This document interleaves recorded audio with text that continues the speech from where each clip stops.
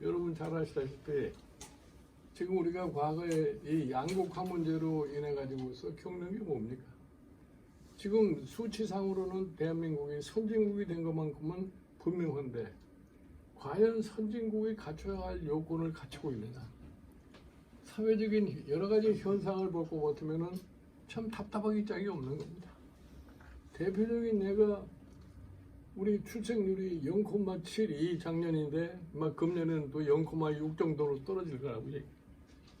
그 다음에 이 참 노인 빈곤율은 OECD에서 가장 높은 노인 빈곤율을 가지고 있고 청년들은 미래에 대한 희망이 없고 청년 실업률은 굉장히 높고 이런 상황이에요.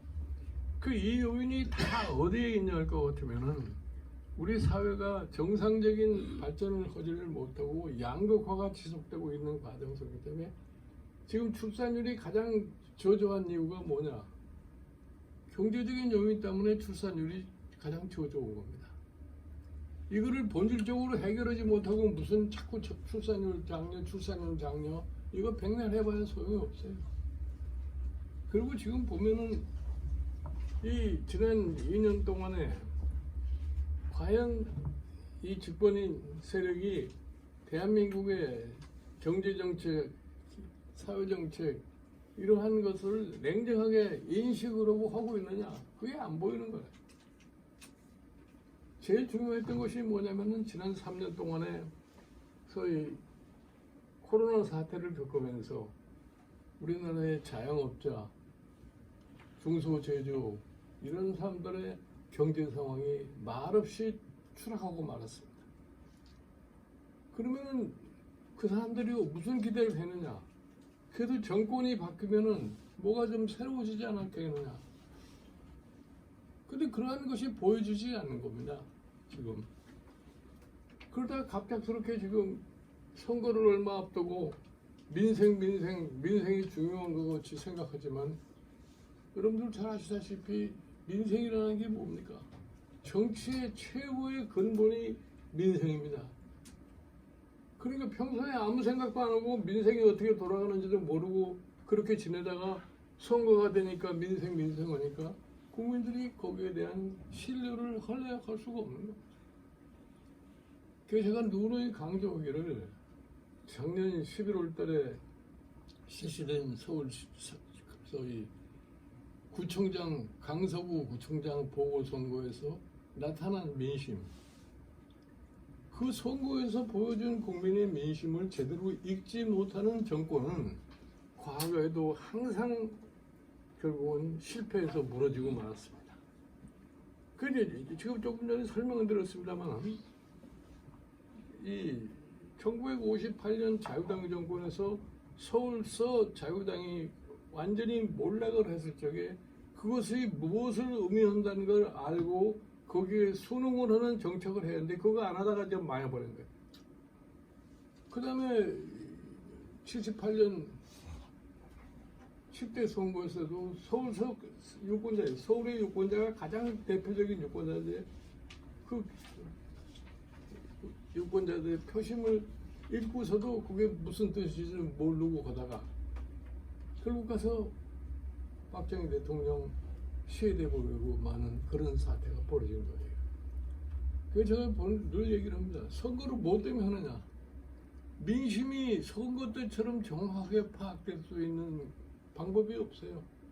제가 늘 얘기를 합니다만은 평상시에 제도적인 정보기관이 제공하지 못한 정보를 한꺼번에 취득할 수 있는 것이 선거의 결과다 이거예요. 거기에 부응해서 제대로 가면은 정권이 안정을 유지할 수가 있지만 그게 뭔지를 모르고 가면은 그 정권은 절대로 안정되지 못하고 붕괴돼 버립니다. 아주 우리 근자의 대표적인 것이 뭐냐면은 박근혜 정권이 왜 도중에 탄핵으로 물러나게 되느냐. 그걸 알면은 그 같은 사태가 벌어지지 않습니다. 근데 지금도 제가 늘 얘기해요.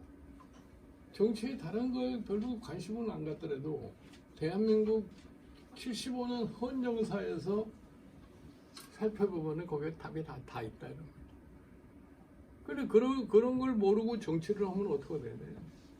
그래서 저는 제가 양당을 다 가서 참 근 1년 가까이씩 체험을 해봤기 때문에 그 사람들 성향을 잘 압니다.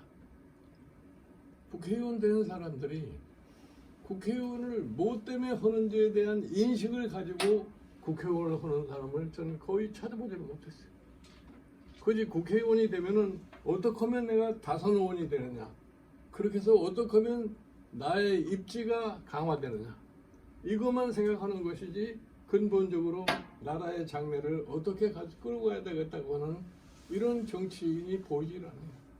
그러니까 여러분 잘 아시다시피 우리가 지난 1987년 지금의 헌법체제를 만들어가지고 이번 22대 총선까지 10번의 국회의원의 선거를 하는 겁니다. 그럼에도 불구하고 의회에서 제대로 된 정치 지도자가 나오질 않아요. 그게 의회에서 제대로 된 정치 지도자가 나오지 않아가지고서는 한국 정치가 제대로 될 수가 없습니다. 현재 지금 보면은 5년마다 한 번씩 정권을 바뀌는 그러한 것을 되풀이할 수밖에 없습니다. 그러면 야당은 국회에서 죽어라고 다음 선거를 위해서 정부의 모든 것에 대한 방해 역할만 하는 거고, 정부는 그거를 방어하고 싸우는 역할을 하는 거고, 이렇게 되니까 본질적인 문제를 해소할 수 있는 그러한 여건이. 그래서 저는 개인적으로 그와 같은 것을 경험을 해보면서 우리나라에 기본적으로 새로운 정치가 시작이 되지 않으면 나라의 장래가 잘 보이지 않는다 이렇게 봅니다.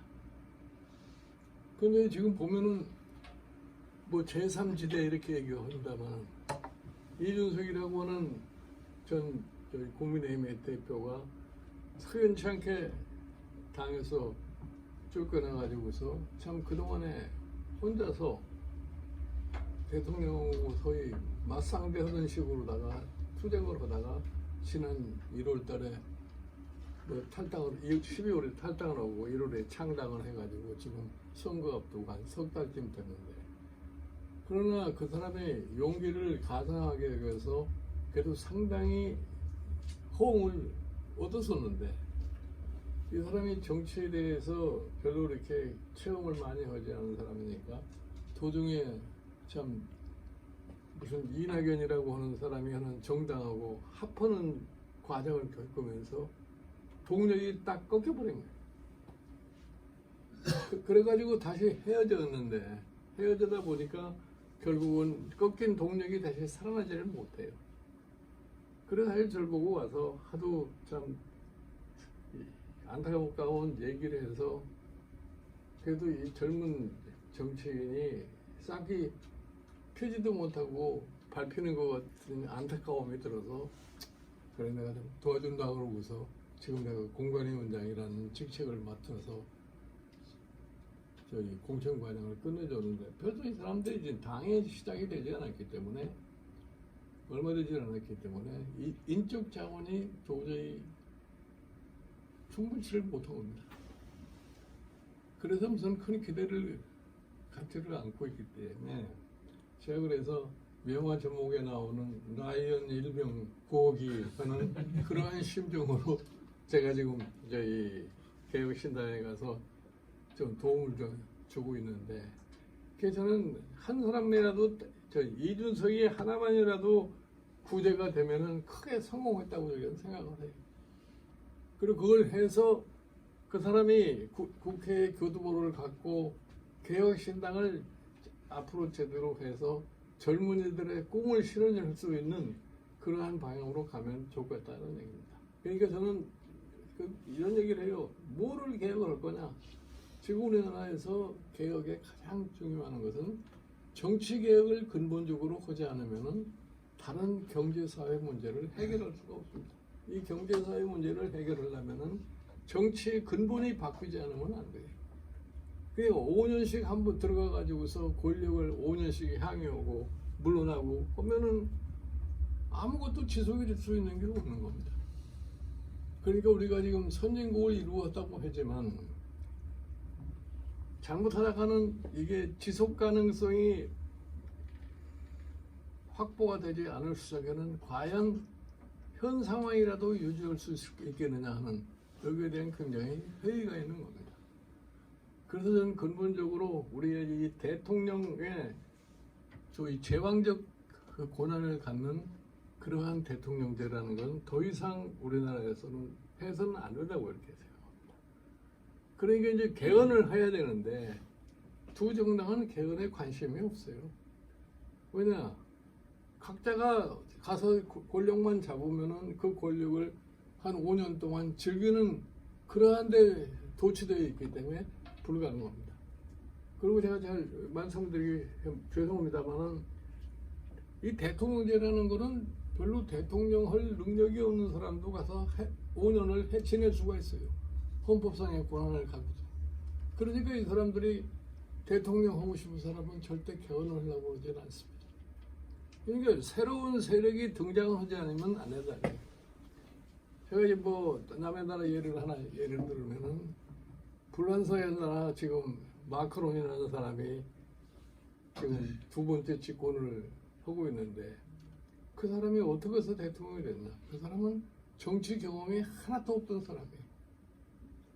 금융계에서 종사하다가 대통령궁에 경제자문관으로 들어갔다가 사회당에가 올란드라는 대통령이 경제장관을 시켜서 1년 동안 경제장관을 해보니 답답하게 짝이 없는 거예요. 이대로 과연 불란서가 정상으로 갈 수 있겠느냐.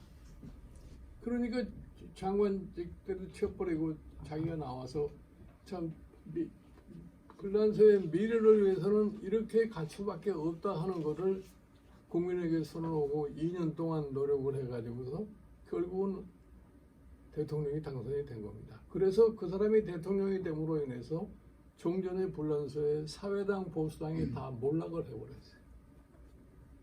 그러니까 새로운 불란서가 지금 다시 탄생하는 겁니다. 잘 아시다시피 근대 불란서라는 것은 1958년 드골이 대통령이 돼가지고 오늘날 근대 불란서의 기초를 닦았는데 10년 후에 드골이 물러나고 난 다음에 양당이 근 50년 가까이 교차해서 집권을 했는데 드골이 해놓은 것 이상의 더 이상 발전을 못한 겁니다. 그러니까 일반 국민이 그거를 터득을 해서 결국 가서 마크롱이라는 새로운 젊은 39세의 대통령을 만들어낸 거예요. 그러니까 오늘날 불란서가 옛날과는 달리 변하고 있는 겁니다. 저는 우리도 지금 제가 아까 말씀드리기를 지금 헌법 체제를 갖춘 지가 40여 년이 다 되어가는데 우리 사회도 지금 전혀 변화가 보이질 않아요. 지금 뭐 흔히 얘기해서 뭐 반도체 무슨 2차 전지 이것만 가지고 나라가 잘 될 것 같은 그런 엉뚱한 사고를 가지고 있는데 그래가지고는 절대로 되지 않습니다. 그래서 이번 총선에서는 제가 보기에는 지금 국민의힘과 이 민주당이 또 국회에 다수석을 차지할 거라고. 지금 국민의힘이 이길지 민주당이 이길지 아직은 정확하게 판단을 할 수가 없지만은 최근에 나타나는 여러 가지 현상으로 봤을 때는 수도권에서 또 국민의힘이 민주당한테 밀리지 않느냐 하는 이런 예측은 가능합니다. 그렇게 됐을 적에 국회가 뭘 할 수 있겠느냐. 그래서 저는 무엇보다 중요한 게 뭐냐면 국민이 깨우쳐져야 된다는 얘기예요.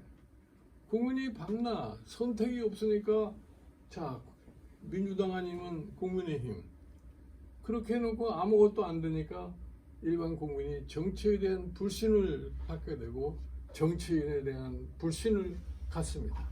그거를 시정할 수 있는 게 누구예요? 정치인들 스스로는 절대로 그게 시정을 못합니다. 결국은 국민이 선거를 통해서 그 변화를 가져와야 되는데 아직까지 우리 국민이 그런 단계에는 이르지를 못한 것 같습니다. 그리고 새로운 정치 세력이 확실한 미래에 대한 비전을 제시를 못해요.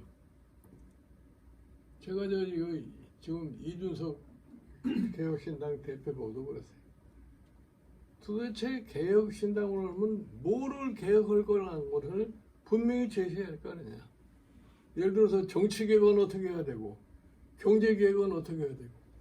근데 그렇게 보지 않는데 누가 그걸 따라가려고 그러겠느냐. 그래서 제가 보기에 이 사람이 아주 젊은 패기에 아직도 참 쌓여있기 때문에 제가 그 사람 한 11년 정도 관찰을 해봤어요.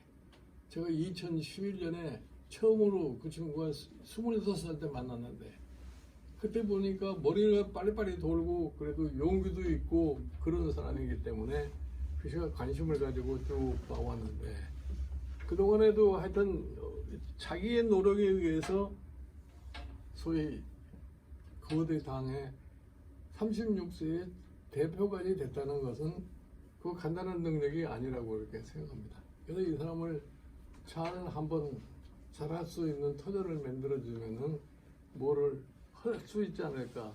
그래서 저는 지금 현재 아까도 말씀드렸습니다만은 라이언 일병 구하는 그런 심정으로다가 지금 이 사람을 돕고 있다고 이렇게 말씀을 드려요. 참 제가 보기에는 굉장히 안타깝습니다. 우리 윤 대통령이 탄생하는 과정에서 저도 참 대통령 후보가 될 때까지는 여러 가지로 도움을 많이 줬던 사람 중에 하나인데 참 좋은 대통령이 됐으면 좋겠다 이렇게 얘기했는데 정치라는 것은 제가 보기에 하루아침에 배우는 게 아닌 것 같아요. 어느 날 갑자기 대통령이 돼가지고서 나라를 다스린다는 게 쉽지가 않습니다. 최근에 지금 지금 의과대학 정원 문제로 난리를 치고 있는데 무슨 공고로 2,000명이라는 직원을 해야 된다는 설명이 없어요. 막연하게 그냥 2,000명이 필요하다고 얘기하는 거지. 그 여러분들 지금 우리나라에 의과대학 학생 총수가 3,050명입니다. 의과대학 총수자가 3,050명인데 갑자기 2,000명을 증원을 해가지고 현재의 의과대학의 캐패시티로 그 사람들을 과연 교육을 시킬 수 있겠느냐 한번 냉정하게 생각할 필요가 있어요. 그리고 저도 과거에 보건사회부 장관도 해보고 제가 우리나라에 의료보험을 도입한 장본인이기 때문에 의료에 대한 개념이 제가 누구보다도 많습니다. 지금 보면은 이 의학 교육이라고 하는 것이 그렇게 숫자만 늘어준다고 해서 교육이 되는 게 아니에요. 예? 그거를 제대로 교육을 시킬 수 있는 여건이 갖춰져 있느냐 이런 걸 생각을 해야 되는 거예요. 예? 근데 사실 이 대통령이 되는 사람이 내가 대통령이니까 나는 뭐든지 내 마음대로 할 수 있다. 내 말이 바로 법이다. 이런 사고를 가지고 어쩌면 나라가 혼돈에 빠질 수밖에 없습니다. 저도 1991년도에 우리나라의 수도권 공과대학의 정원을 배로 늘리는 제가 체험을 했습니다. 제가 청와대 경제수석으로 있는데 우리나라의 전자업체 대표들이 찾아와서 서울 수도권의 공과대학의 정원을 좀 늘려달라 이러네. 그래서 왜 그러느냐 그러더니 우리도 이제는 경제가 발전을 많이 해서 이제는 기업이 연구 인력을 확보해야 되는데 연구 인력을 확보하려면 수도권에서 졸업한 공과대학 출신이 필요한데 그 사람들 숫자가 너무 작다 이런 얘기예요.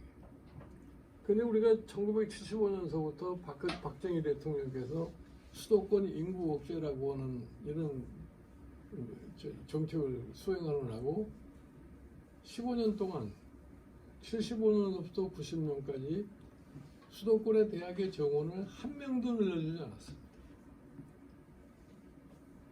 그러니까 수도권의 대학의 정원을 늘리려면 이게 당시 문교부가 권한이 있는 것이 아니라 아주 못을 받기 위해서 건설부 장관이 그 권한을 가졌을 때. 그래서 내가 그 당시에 기업 대표들 보고 그러냐고요. 내가 그러면 책임을 지고서 공과대학 저 오늘 내려줄 테니까 공과대학이라고 하는 거는 백목과 흑판만 가지고서 교육을 시킬 수가 없단 말이야. 이게 실습을 할 수 있는 시설이 안 되면은 교육이 안 되니까 당신네들이 그 재원 부담을 책임지겠느냐. 그러니까 자기네들이 그 책임을 지겠다고 그래서 그 당시 돈으로 돈 1,000억을 모아가지고서 공과대학에 논아준 그런 경험이 있어요. 그러니까 이게 무슨 교육이라고 하는 것이 그렇게 뭐 숫자만 확 늘리면 다고 되는 게 아니에요. 그러니까 지금 보면은 사실은 이번 선거를 보면서도 느끼는 게 그러네. 선거라는 것이 기본적으로 국민의 생활과 관련되는 것을 이슈로 걸고서 국민의 심판을 받는 건데 지금 여러분들이 보시는 것처럼 두 당의 모습을 보세요. 그저 상대방 당 대표에 대한 소위 비난으로 다 지금 일관하는 것이 지금의 선거입니다. 그러니까 정치라고 하는 것이 실질적으로 국민 생활과는 완전히 동떨어진 상황에서 정치가 진행이 되고 있으니 국민의 삶이 편해질 수가 없어요.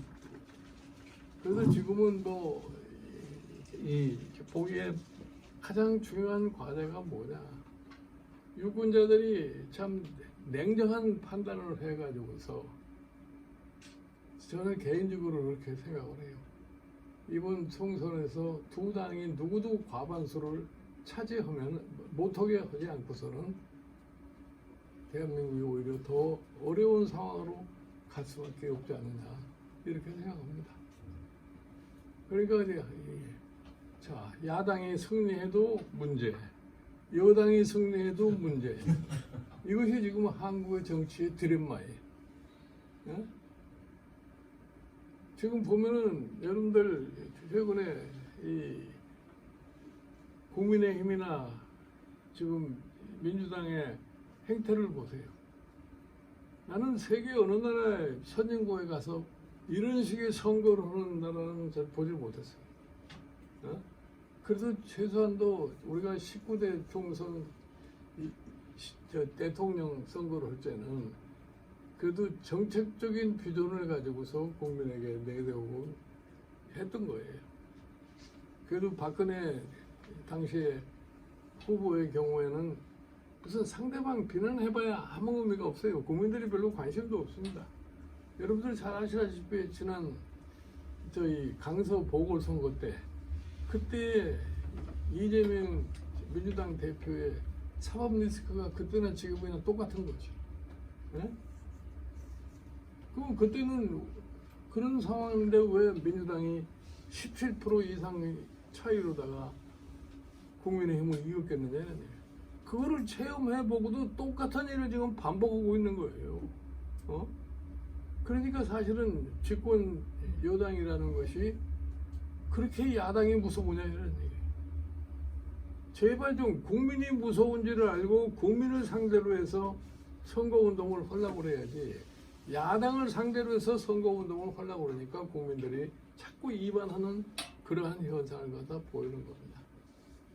그래서 내가 보기에 뭐 우리가 지금 현재 22대 총선이라는 것이 대한민국의 소위 지속 가능성을 위해서 굉장히 중요한 의미를 갖습니다만은 지금 하는 두 당의 행태를 봤을 적에 선거가 끝나도 별로 큰 의미가 없지 않느냐 하는 이런 말씀을 드립니다.